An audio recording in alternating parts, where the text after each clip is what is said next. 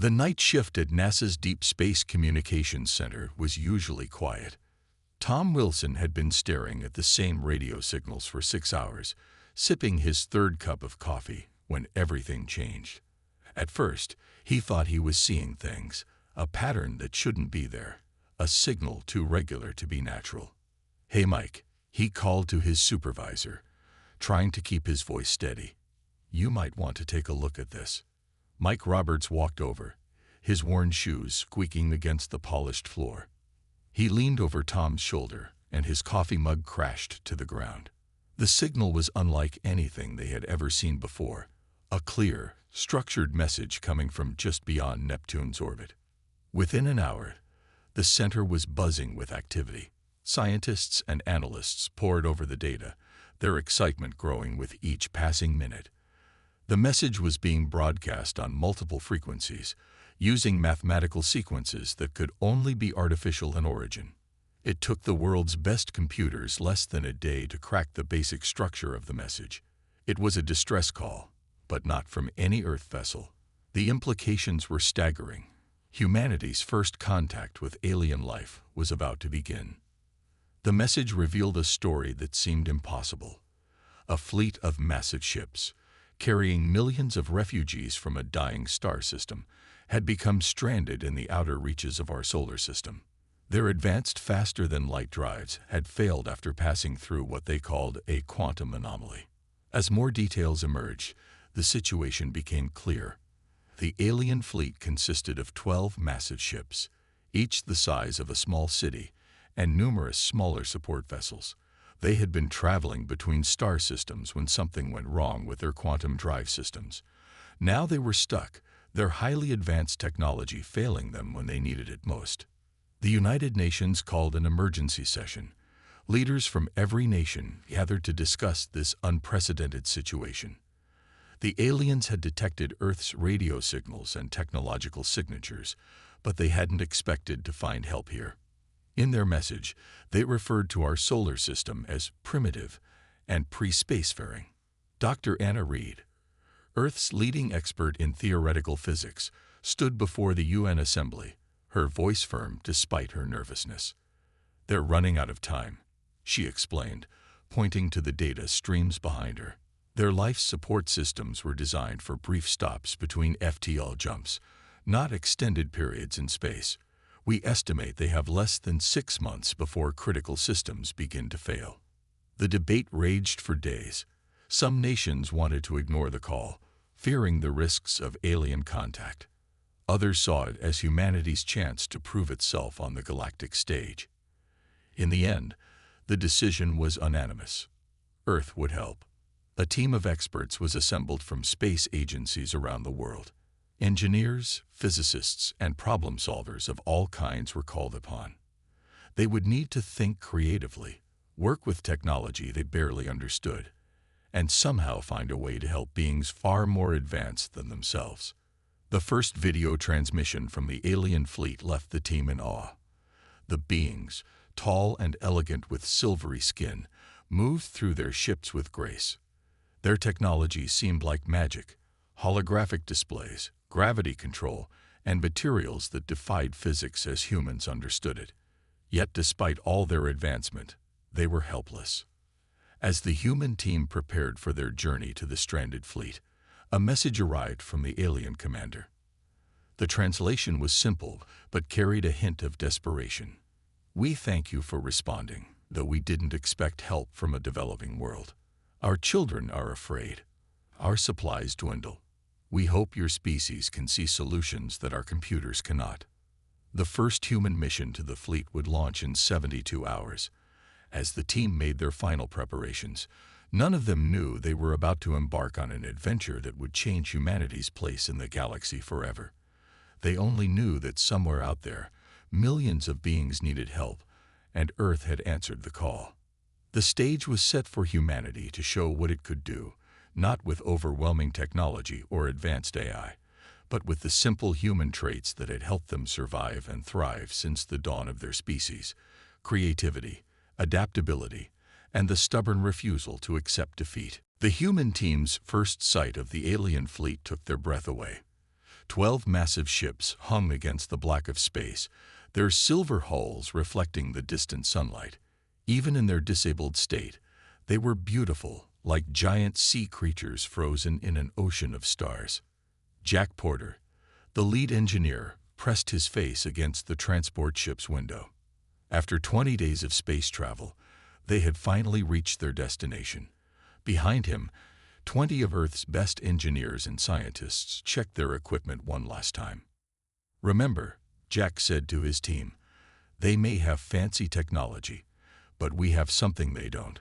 We know how to fix things without computers telling us what to do." The docking procedure was smooth, handled by the aliens' automated systems. As the airlock opened, the human team got their first look at their hosts. The aliens were tall, with silvery skin that seemed to shimmer. They moved with an unusual grace that made them appear to be floating, even under normal gravity. The alien leader introduced himself as the fleet commander. His name was impossible for humans to pronounce, so he told them to call him Commander Blue, after the color of his ceremonial robes. "Welcome, Earth team," he said through a translation device. "Though we must admit we are uncertain about accepting help from a species that hasn't even mastered fusion power yet." Jack stepped forward, his expression confident despite the commander's doubts. "Sometimes the simplest solutions are the best ones," he said. "Show us what we're dealing with." The aliens led them through corridors that seemed to glow from within. Their ships were marvels of technology, but Jack noticed something interesting. Everything was automated. The aliens barely touched their own equipment. They relied entirely on AI systems and quantum computers to maintain their technology. The problem became clear when they reached the engine room. The quantum drive system was a massive structure that pulsed with strange energy. The aliens' chief engineer, a female they called Tech-Led Silver, explained the situation. "Our quantum matrices have become misaligned," she said. "Our computers can't calculate a solution. We've tried over 10 million simulations, but nothing works." The human team spread out, examining the engine from different angles. Unlike the aliens, they used their hands, basic tools, and even knocked on parts to hear how they sounded. The aliens watched in confusion as the humans did things their computers had never suggested. "You're touching the quantum core," Tech-Led Silver asked, horrified.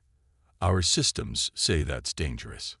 "Sometimes you need to feel a problem to understand it," Jack replied, running his hand along a connection point. "Like this. This joint is vibrating differently than the others. That tells us something your sensors might have missed." The aliens gathered, watching in fascination as the humans worked. They used simple measuring tools alongside the aliens' advanced scanners. They drew diagrams on paper, something the aliens hadn't seen in generations. Most surprisingly, they talked through problems together, arguing and suggesting wild ideas that their computers would have rejected immediately. By the end of the first day, the human team had formed a theory.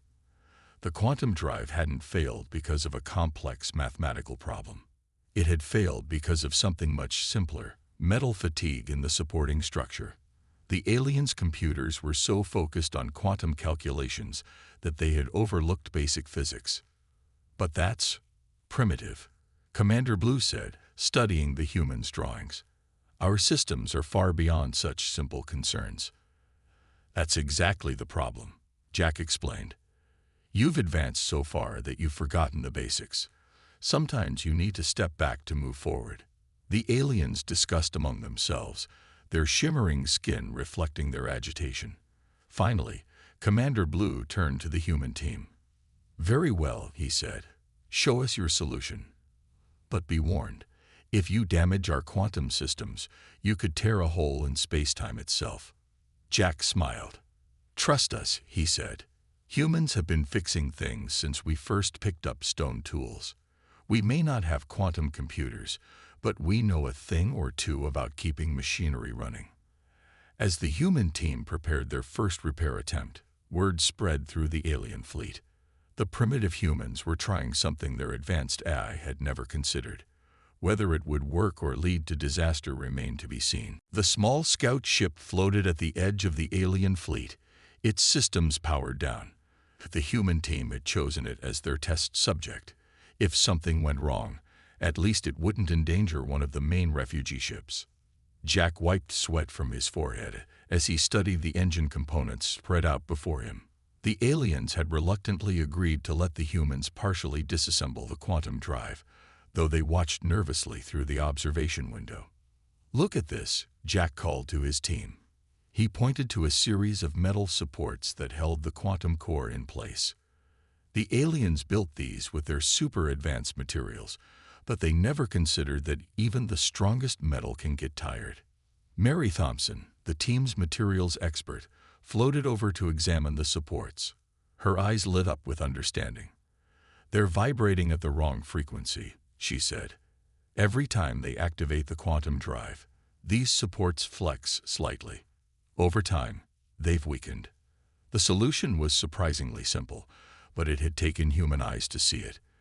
The aliens had been so focused on the quantum mechanics that they'd forgotten basic engineering principles they'd learned thousands of years ago.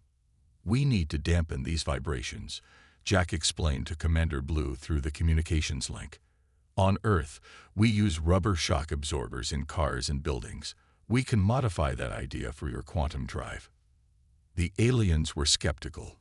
"Rubber?" Tech-led Silver's voice carried a note of disbelief. "That's prehistoric technology." "Sometimes the old ways are the best ways," Jack replied. He turned to his team. "Let's show them how humans solve problems." Over the next 12 hours, the human team worked nonstop. They used the alien ship's fabrication systems to create special dampeners, combining Earth-style shock absorption with the aliens' advanced materials. The aliens watched in fascination as the humans worked with their hands, making adjustments based on feel and experience rather than computer calculations. "Your species is strange," Commander Blue observed. "You ignore the computer's warnings. You touch things you shouldn't touch, and you use methods that seem completely random." "Not random," Jack corrected him. "We're using experience, intuition, and basic physics. Your computers are too smart to consider simple solutions." The real test came when they activated the scout ship's quantum drive. The aliens retreated to a safe distance, certain that the primitive human solution would fail catastrophically. Jack and his team stayed aboard, confident in their work. The engine hummed to life. The quantum core began to spin up, energy building. Everyone held their breath, waiting for disaster. Instead, the drive ran smoother than it had in years. The vibrations that had plagued the system were gone, dampened by the humans' simple but effective solution. "Impossible," Tech Lead Silver whispered, checking her readings. "The quantum field stability has increased by 47%. How did you do this with rubber and metal?" The success changed everything. The aliens began to look at the human team differently, not as primitive helpers, but as problem solvers who brought a fresh perspective to their advanced technology. "This is only the beginning," Jack told his team as they celebrated their first victory. "Now we need to scale this up for the big ships. And I bet we'll find other problems they've overlooked because they're too advanced to see them." The news spread through the refugee fleet. The humans, with their primitive knowledge and hands-on approach, had succeeded where advanced AI had failed. Some of the younger aliens began to sneak into the work areas, fascinated by the way humans fixed things. One young alien asked Jack, "Can you teach me to work with my hands like you do?" Jack smiled. "Of course. The most important tool any species has isn't their technology. It's their mind and their hands working together." As the team prepared to tackle the larger ships, a new feeling spread through the fleet. Hope.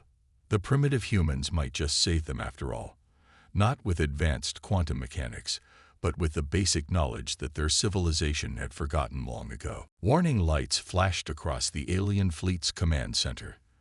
The massive display screen showed red indicators spreading across the life support systems of the largest refugee ship.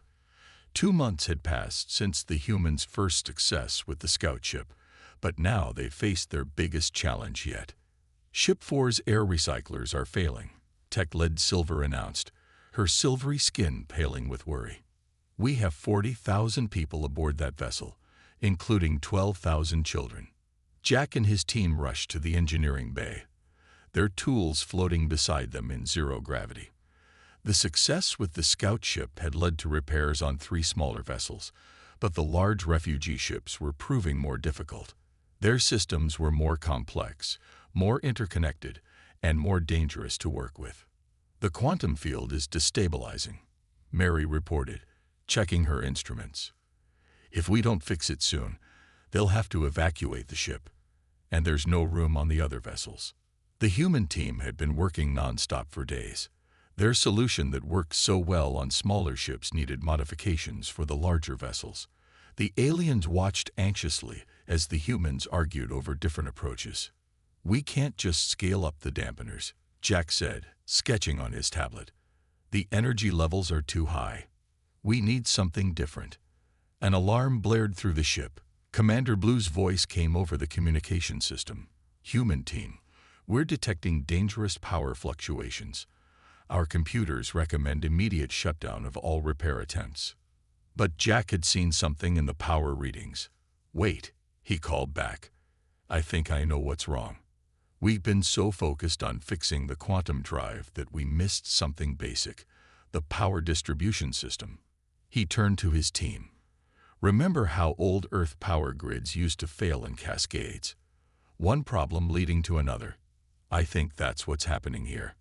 Their advanced power system is actually too sensitive. The aliens' chief power engineer, who they called Power Lead Green, shook his head. Impossible. Our power grid is perfectly calibrated by quantum eye. That's the problem, Jack insisted. It's too perfect. Sometimes you need flexibility, not perfection. Despite the aliens' protests, Jack convinced them to try something radical, deliberately introducing small imperfections into their power grid to make it more stable, like shock absorbers on a car. This is madness, Power Lead Green muttered, deliberately making something work worse to make it work better. The human team worked quickly, bypassing the aliens' AI systems to manually adjust power flows. Warning lights continued to flash, and the ship's computer kept recommending evacuation, but Jack trusted his instincts. Then disaster struck. A power surge ripped through the system they were working on. Sparks flew, and emergency force fields snapped into place. The aliens' computer systems went crazy, trying to compensate for what they saw as catastrophic failures. Stop them, Tech Lead Silver shouted. Their primitive methods are destroying the ship. But through the chaos, Jack saw something important. The power surge had revealed the true problem. The aliens' quantum technology was fighting against itself, trying to be too perfect. Look, he pointed to the readings. Your systems are so advanced that they're trying to achieve perfect efficiency. But sometimes you need inefficiency. You need slack in the system.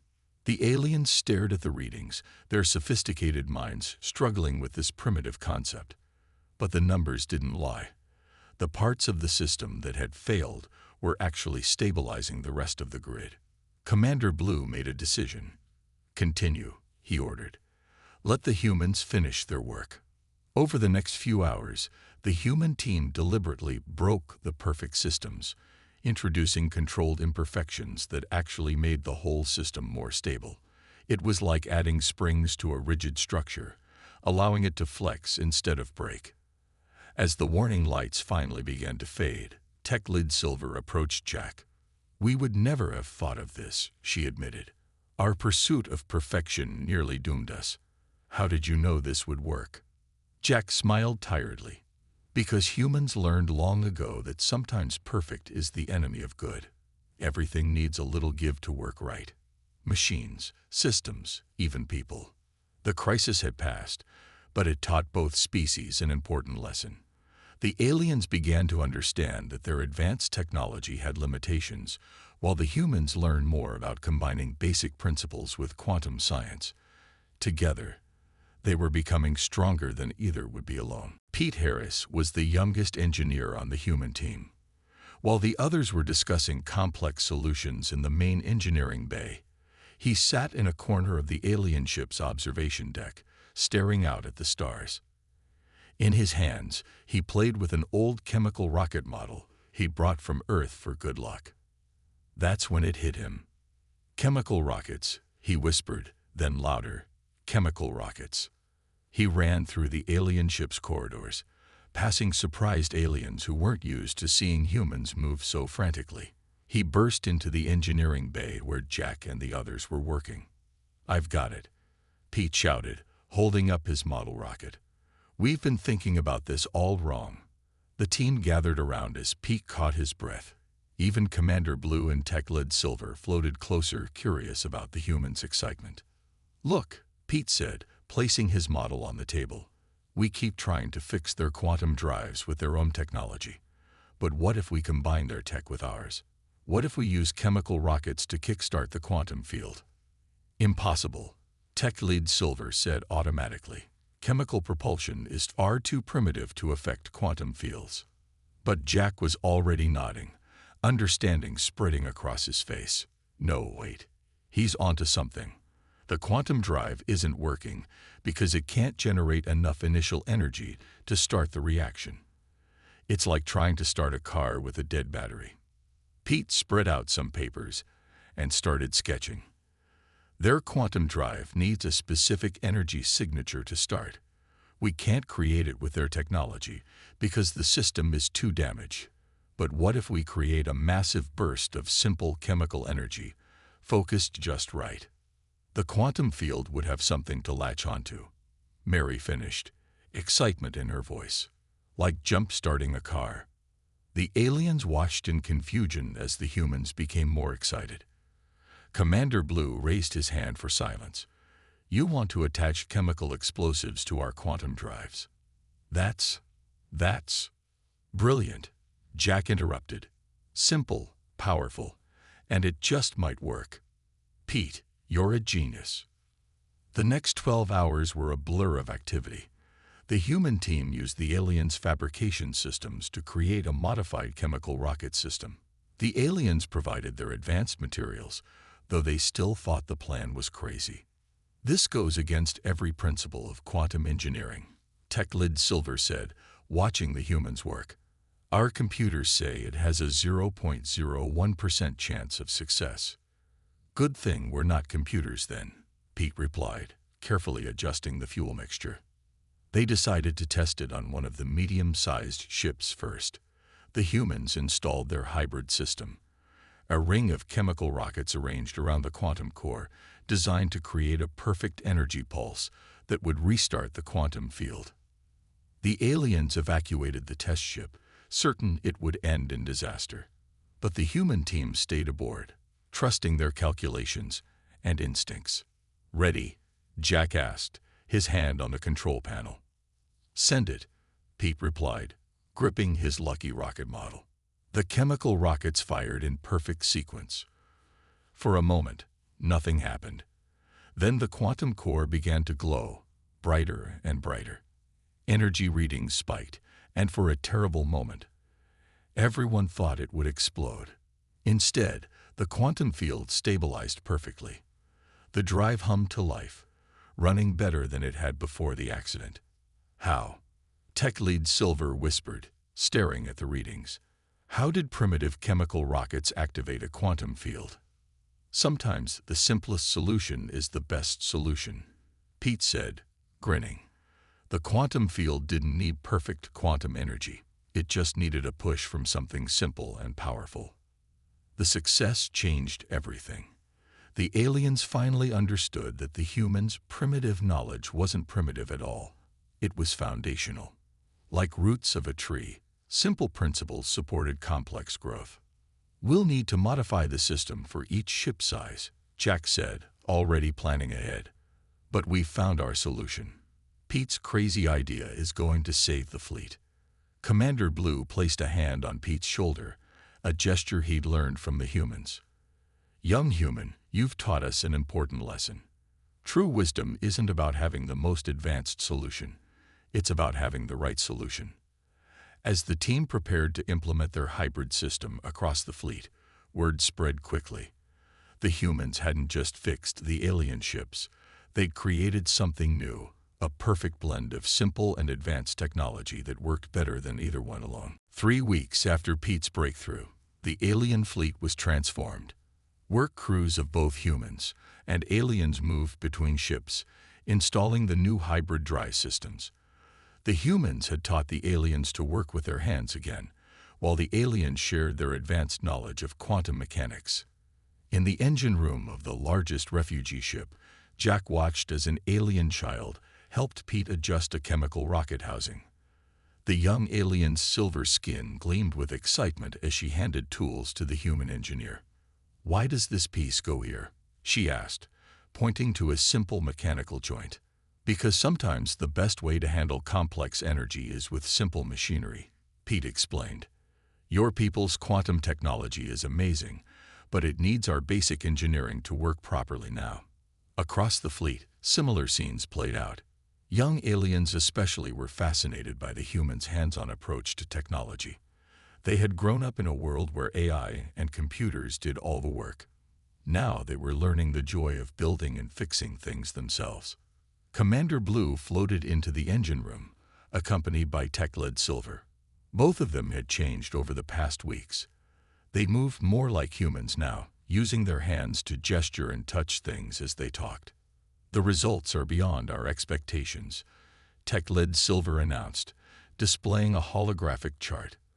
"The hybrid drives are 30% more efficient than our original quantum drives. They're also more stable and easier to maintain." "That's because they're built on solid foundations," Jack said. "Your quantum technology is incredible, but it needs basic physics to support it. Like a house needs a strong foundation, no matter how fancy it is." The aliens had started implementing human-style backup systems across their ships. Simple mechanical controls now supported their advanced computers. They called it redundant engineering, but the humans knew it by an older name, common sense. Mary was working with a group of alien engineers, teaching them about material stress and strain. "Your quantum sensors are great for detecting big problems," she explained, "but sometimes you need to feel the vibration of a machine to know if it's running right." The aliens were quick learners. Once they got over their fear of touching machinery, they discovered they had a natural talent for engineering. Their precise movements and sensitive skin made them excellent at detecting subtle changes in equipment. "We forgot so much," Commander Blue admitted to Jack. "For generations, we relied on our computers and AI to do everything. We lost the connection to our technology. Your people reminded us what that feels like. The work wasn't always easy. Sometimes the human solutions seemed too simple to the aliens, while the aliens' ideas were too complex for the humans. But together, they found a middle ground that worked better than either approach alone." In the ship's education center, alien children now played with simple mechanical toys alongside holographic quantum simulators. They were learning both ways of thinking, the precise calculations of quantum mechanics and the practical problem-solving of human engineering. "Will you teach us more about Earth technology?" an alien student asked Pete during a break. "We want to learn everything, from the beginning." "Of course," Pete replied. "And maybe you can teach us more about quantum physics. Together, we can build things neither of us could make alone." The fleet's systems were coming back online, stronger than before. Each ship now had a perfect blend of human and alien technology. The quantum drives purred with energy, supported by chemical rockets and mechanical systems that any human engineer would recognize. As Jack looked out at the fleet, he saw more than just repaired ships. He saw two civilizations learning from each other, growing stronger together. The aliens had rediscovered the joy of working with their hands, while the humans were learning to combine their practical knowledge with advanced quantum theory. "You know," Commander Blue said, standing beside him, "when we sent that distress call, we thought we might find help. Instead, we found partners. Your people haven't just saved our ships. You've helped us remember something we lost long ago." "What's that?" Jack asked. The importance of keeping our roots even as we reach for the stars. 6 months after the first distress call, the alien fleet hung in space near Earth's orbit. Their ships hummed with renewed energy, their quantum drives now working better than ever thanks to the hybrid technology developed with the humans. The fleet was ready to continue its journey, but things would never be the same for either civilization. In the main conference room of the flagship, Earth's leaders met with the alien command. Through the massive viewport, the blue marble of Earth shone brilliantly against the black of space. "We came to your system as refugees in need of help," Commander Blue addressed the assembly. "We leave as friends, having learned more than we could have imagined from your primitive world." Jack and his team sat in the front row, their work uniforms now decorated with both human and alien symbols. Pete clutched his lucky rocket model, which had become famous throughout the fleet as the inspiration for their salvation. "The Galactic Alliance has voted," Commander Blue continued. "Earth is being offered full membership with all rights and privileges. Your unique approach to problem solving is exactly what our civilization needs." The announcement caused excitement among the human leaders. Full membership meant access to advanced alien technology, trade routes, and protection. But the aliens weren't finished. "We also request," Tech-Led Silver stepped forward, "permission to establish a permanent engineering academy on Earth. We want our young ones to learn your ways of thinking alongside their quantum studies." Mary smiled as she watched a group of young aliens in the back of the room tinkering with a mechanical device. They had picked up human habits quickly, learning to trust their hands as much as their computers. "The academy will be a two-way exchange," Commander Blue explained. "Your engineers will teach our people about basic principles and hands-on work, while we share our advanced technology. Together, we'll build something greater than either of us could alone." The alien children had already started calling it the Both-Way School, a place where quantum physics met wrench-turning, where advanced AI worked alongside simple machines. It would change both civilizations forever. "You've given us more than just repairs," Commander Blue said, looking at the human team. "You've helped us remember something we lost generations ago: the joy of solving problems with our own minds and hands, not just with computers." Jack stood to address the assembly. "And you've shown us where our path can lead. Together, we're proving that the best technology isn't always the most advanced. It's the right combination of old and new, simple and complex." As the formal ceremony ended, the team gathered at a viewport to watch the first test of the fleet's fully repaired quantum drives. The massive ships glowed with energy, their new hybrid systems working in perfect harmony. "Our journey continues," Commander Blue said to Jack, "but now we travel with new wisdom. The galaxy will learn of Earth's contribution. Your reputation as problem solvers will spread far and wide." Pete looked up from his rocket model. "Will you come back to visit?" "Often," Tech-Led Silver promised. "The Academy will need guidance. Besides, there are so many Earth foods we still haven't tried." The fleet prepared for departure, but this wasn't a goodbye. Earth's space stations were already being upgraded with alien technology, while alien ships were being retrofitted with human-style backup systems. The partnership would continue to grow. As the massive ships engaged their quantum drives, their chemical rocket arrays pulsing with power, they created a spectacular light show visible from Earth's surface. Millions looked up, watching humanity's new friends prepare to depart. "You know what this means," Jack said to his team as they watched. "We're not alone anymore. And we got something valuable to offer the galaxy." "What's that?" Pete asked. "The reminder that sometimes the old ways are still good ways. That moving forward doesn't mean forgetting your foundations, and that the best solutions often come from working together." The alien fleet slipped into quantum space, leaving behind a changed Earth. Humanity had taken its first steps into a larger universe, not as primitives to be uplifted, but as partners who had something unique to offer. In the end, it wasn't advanced technology that had saved the alien fleet. It was the simple human traits of curiosity, creativity, and hands-on problem solving. These would be humanity's gifts to the stars.